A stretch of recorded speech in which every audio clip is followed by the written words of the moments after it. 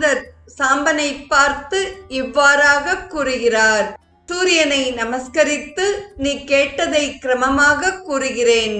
முதலில் சூரியனை பற்றி கேள், மற்றதை பிறகு கேள்.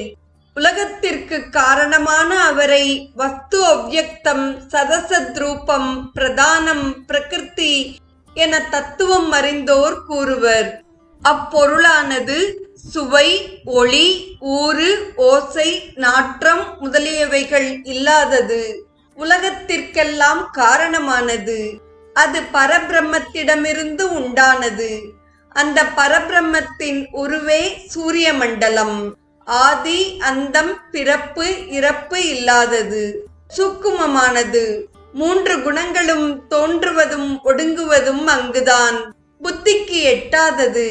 அதையே பரமபதம் என்றார்கள். அந்த மகாத்மா உலகமெல்லாம் நிறைந்து இருக்கிறார். அந்த ஈஸ்வரனுடைய உருவம் ஞானம், வைராகியம், தர்மம், ஐஸ்வர்யம் இவைகளுக்கு இருப்பிடமானது. அந்த புருஷன் அவ்யக்தத்தின் மூலமாக எதை எதை நினைக்கிறானோ அதையெல்லாம் படைக்கிறான்.